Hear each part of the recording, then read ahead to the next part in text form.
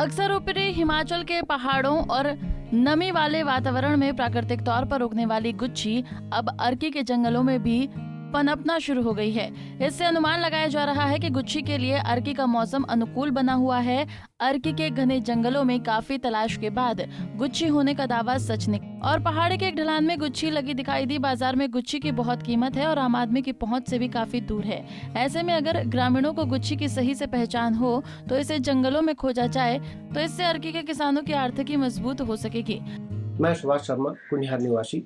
जैसा कि आजकल सुनने में आया है कि अर्की उपमंडल के जंगलों में गुच्छी पाई जा रही है, जबकि हमने पहले कभी ऐसा सुना भी नहीं कि अर्की क्षेत्र में गुच्छी पाई जाती हो। हमने सुना था कि यह गुच्छी केवल पहाड़ी क्षेत्रों में ही प्राकृतिक तौर पर पाई जाती है। इसका कोई बीज इत्यादि कोई उपक्रम नहीं है जिससे इसे पैदा किया जा सके।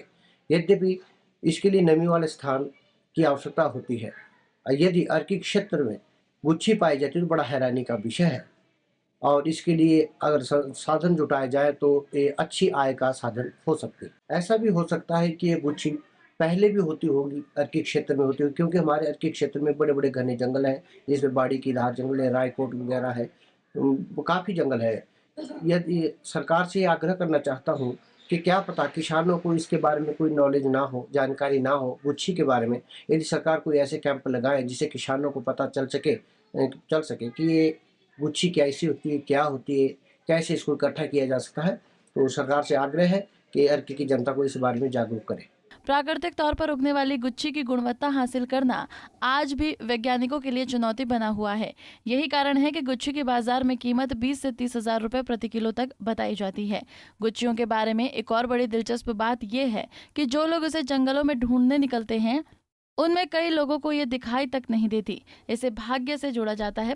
हमारे जो है अर्की क्षेत्र के जो घने जंगल है, जहाँ पर बर्फ़ भी पड़ती हैं और जिन जंगलों में मॉइस्चर रहता है और जंगल साफ़ सुथरे हैं, यहाँ पर अक्सर गुच्छी देखी गई है। क्योंकि एक्चुअली गुच्छी पहले ये हमारे हिमाचल प्रदेश के या चैल या कसौली के जो अपर इलाके हैं जहाँ ठंड रहती है, वहाँ गुच्छी मिलती थी। लेकिन अब गुच्छी जो इन जंगलों में मिल रही है और हमारे लोकल जो निजी लोग वहाँ के स्थानीय लोग उनको चाहिए कि वो गुच्छी की तलाश करें और अगर मिल जाती है तो उसको बाजार में बेच के अपने संसाधन में उनके काम आएगी और उससे उनकी जीविका का साधन शुरू होगा। पंजाब केसरी टीवी के लिए सोलन से नरेश पाल की रिपोर्ट। हमसे जुड़े रहने के लिए हमारे YouTube चैनल को सब्सक्राइब करें और नई वीडियो की नोटिफिकेशन के लिए बेल आइकॉन को दबाएं। अगर आप ये वीडियो Facebook पर देख रहे हैं तो लाइक जरूर करें और ज्यादा से ज्यादा शेयर करें। इसी तरह के और भी अपडेट्स के लिए फॉलो करें हमारा Instagram पेज himachal.kesari।